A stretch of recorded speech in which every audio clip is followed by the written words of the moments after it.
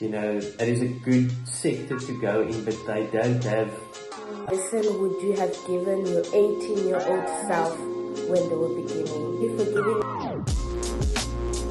Hey guys, welcome to Success Around You, where we go beyond the highlight reel to hear the real stories behind the change makers. Last time we had Miss Angel Gardner, a physiotherapist who helps people get back on their feet. Today we sit down with someone who works in a world where their decisions take the future of the business. They decide what's going to happen, they shape the future of the business. And if you're a young individual like me who's trying to see what they can do with their life, I think you should watch this video because this can inspire you to dream big and to show you that no dream is too big. We won't just go in front into it, we're going to let his journey and his mindset teach us the ways. Good morning, sir. How are you? I'm well, thanks, and you? Thanks for having me on the show. It's a pleasure, sir. We are really glad that you took your time to come here on the show. So my first question for you is, what was your biggest dream when you were younger, and how does it fit in the world we're in today?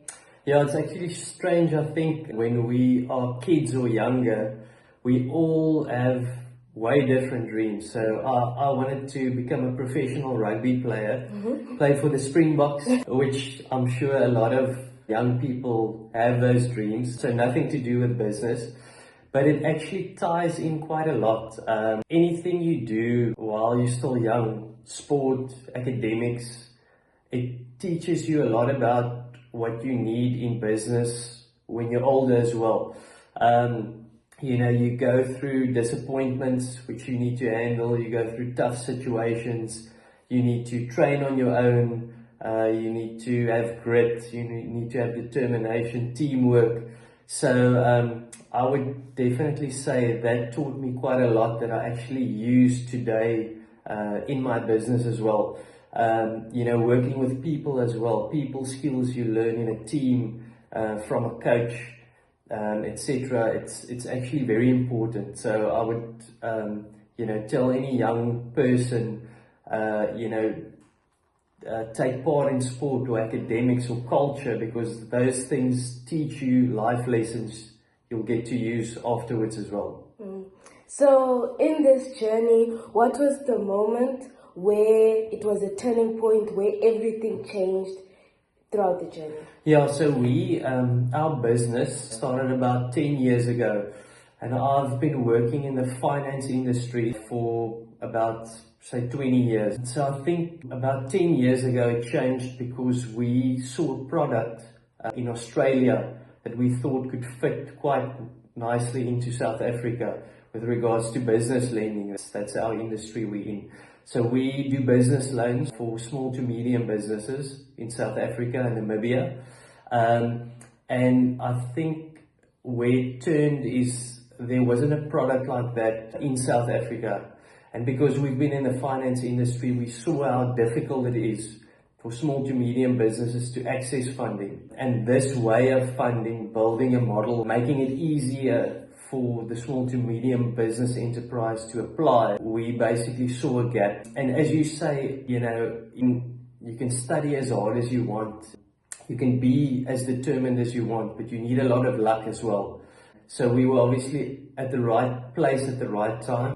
We saw opportunity, and yeah, we were lucky that we were there at that stage to make it happen. Yeah. So when the stakes are too high and the money is on the line, how do you stay calm to make a decision that will benefit you in the future? Yeah, that's a difficult one. As we spoke about just now before the show started, I think the more you make decisions, the easier and calmer you get. But obviously the first few years that you have your business or your show, you know, you still get those butterflies. The decisions are difficult to make. There's somebody that said there's three choices you can make.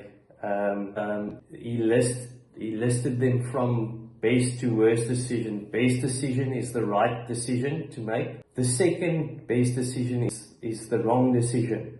And the worst one to make is no decision. So you need to be decisive.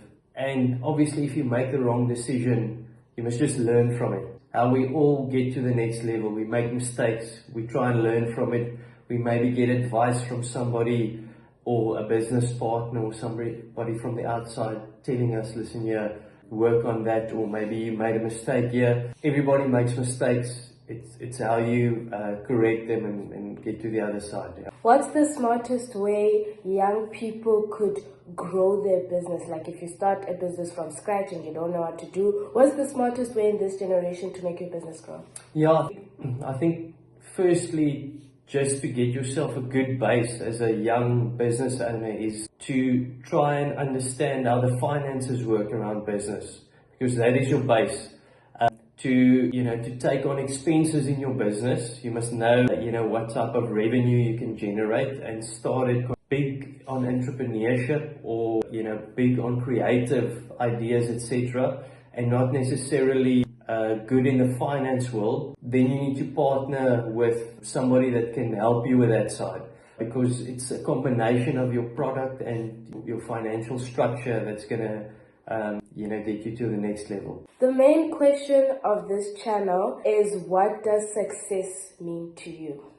Yeah, it's different. I think when you're younger, success maybe you see as, assets you have, or money you make, or profit you make. And then as life goes on, you get to realize that, that is not only success. Having a big business, having a successful business is not success. For me, it's a combination of driving your business, having a successful business, but empowering people as well.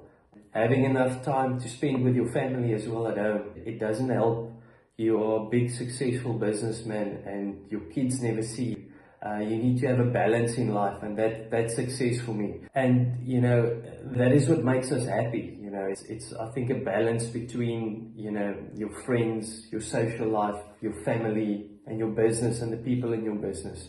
So that is what success is to me. How is vision different from discipline, planning, and numbers? Yeah, so I think discipline, planning, and numbers I think it's an easier one. There's a lot of people out there that's smart. So in other words, they're good at accounting and good at reading financial statements, etc. I think having a vision is a bit more rare. So that is a talent that obviously you're born with. And once again, if you don't have that talent, you can also anytime partner with somebody, get somebody in your firm that has a bit of vision that you kind of agree with and get along with. One thing that's also very important with regards to the success about at school, you don't have a class or a subject that helps you focus on emotional intelligence with other people, and that helps you a lot once you work at a corporate or maybe start your own business. People need to like you. You need to understand what type of personality you're working with, and that helps you because people actually give you business because they like you. So that helps you a lot, when you get older and you have your own business. What belief separates the rich individuals and the poor individuals in terms of business? What do you believe separates them? It's a difficult one. I think a lot of, it's obviously way different, two different worlds.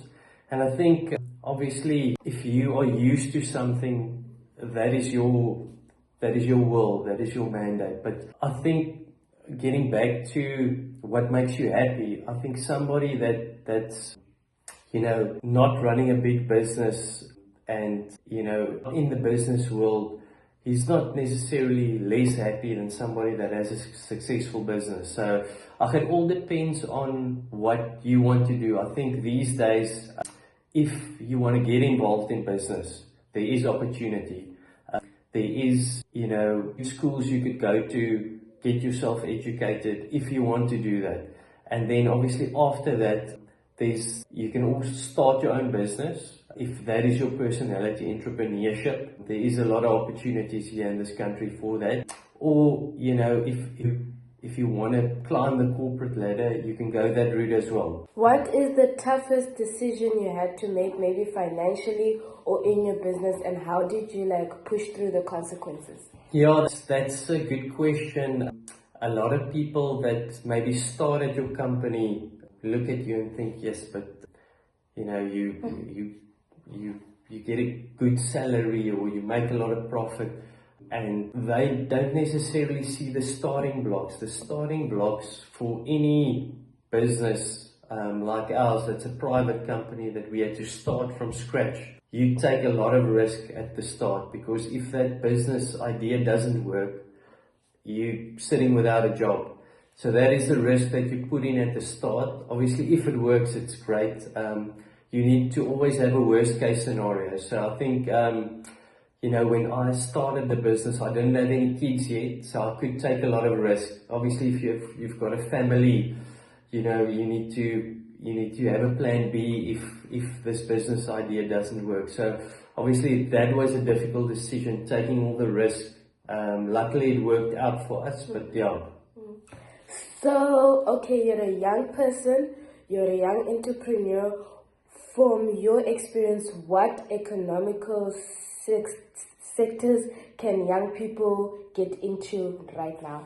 Yeah, I think there's quite a lot. Yeah, so obviously it depends on what your interests are and what you're good at. So I've also seen a lot of people going into industry because they think, that is a good sector to go in, but they don't have a passion for that. Yeah. That's always a recipe for disaster. You need to try and find something that's going to make you happy. I mean, if you take your day, 24 hours, the bulk of your day, you're at a job or at work. So you need to attribute those hours to something that can kind of make you happy.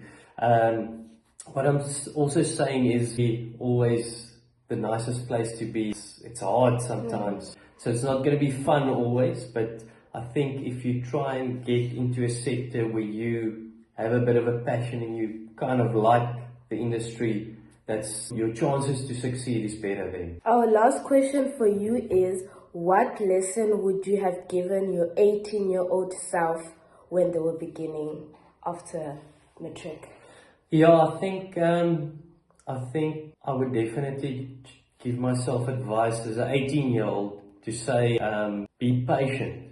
Because I think a lot of times you get to 18 years old, you start working or you study, and you don't necessarily really know what you want to do, which is normal. I think only, when you reach 25, 30, you get that idea. So be patient, work hard, don't be scared to stay in one spot and wait for opportunity, because people get impatient. Hard work, they will reward. Loyalty in a company, they will reward.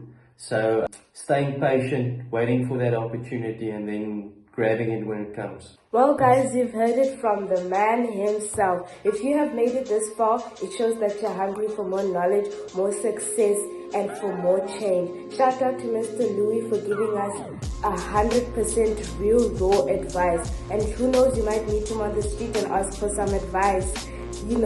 So guys, it's not about where you start, it's about what you do to get to the top. Remember, everything takes time. Just work hard and you get through it. This is Success Around You, where we turn pain into power. I'm Genius, aka the mic of the streets. Remember, stay real, stay building, and stay humble. Thank you guys. Bye.